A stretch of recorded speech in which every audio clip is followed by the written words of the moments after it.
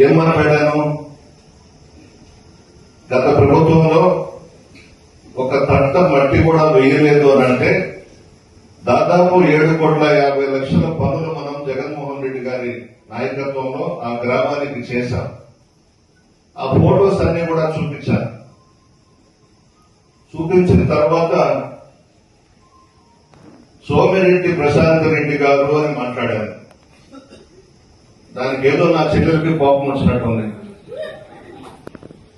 మా మేనత్త కోడలు, మా మేనత్త కొడుకు హర్షవర్ధన్ పెళ్లి చేసుకున్నాడు.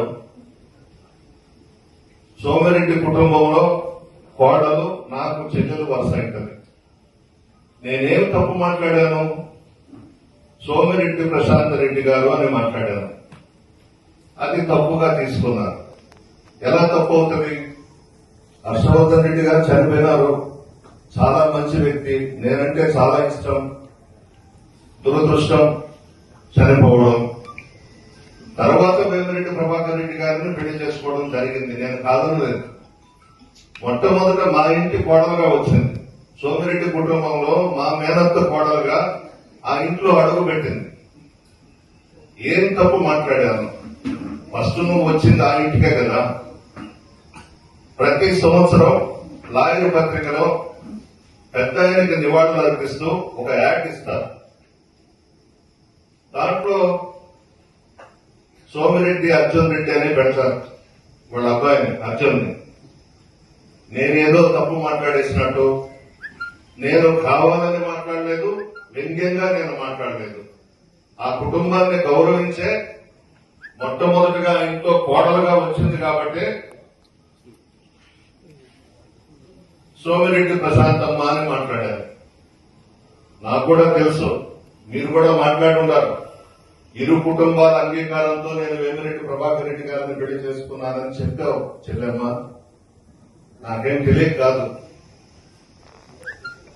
ఇది జరిగిన తర్వాత బుచ్చిరెడ్డిపాళెంలో కొంతమంది తెలుగుదేశం పార్టీ కార్యకర్తల చేత నన్ను కొడుకులు విడుదల మాట్లాడించింది, ఒరేగిరే మాట్లాడించింది. అవన్నీ నాకు ఆశీర్వచనాలే. రామతీర్థంకి నేను వస్తానని అక్కడ ఒక 10 మందికి మందు పోయించి కోడిగుడ్లు ఇచ్చి డ్రోన్ కెమెరా ఒకటి ఏర్పాటు చేసి నా మీద దాడి చేయమని చెప్పి పురమాయించారు. సరే, పోలీసు వాడు ఫోన్ చేసి సార్ ఇట్లా ఉంది అక్కడ పరిస్థితి, పోకుండా ఉంటే ఏమో మంచిదేమో అని సలహా ఇచ్చారు. చాలా తీవ్రంగా రెచ్చిపోయింది డయాస్ మీద కోవూరులో. ఎందుకు ఆవేశం, ఎందుకు అంత కోపం?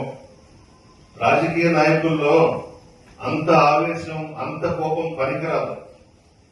ప్రసన్న కుమార్ రెడ్డిని తరిమి కొట్టారు, 54,000 ఓట్లతో నన్ను గెలిపించారు అని చెప్పింది ఊగిపోతూ ఆవేశంతో. ఒకటే అడుగుతున్నా ప్రశాంత్ రెడ్డి గారిని, అమ్మా చంద్రబాబు నాయుడు గారిని ఓడించారు, లోకేష్ బాబుని ఓడించారు అంటే వాళ్ళను కూడా తరిమి కొట్టినట్ట? వాళ్ళందరూ కూడా గెలిచారు కదా. పవన్ కళ్యాణ్ ఓడిపోయినాడు, ఇందిరాగాంధీ ఓడిపోయింది, ఎన్టీ రామారావు గారు ఓడిపోయినారు. ప్రజాస్వామ్యంలో గెలుపు ఓటములు సహజం చెల్లెమ్మ.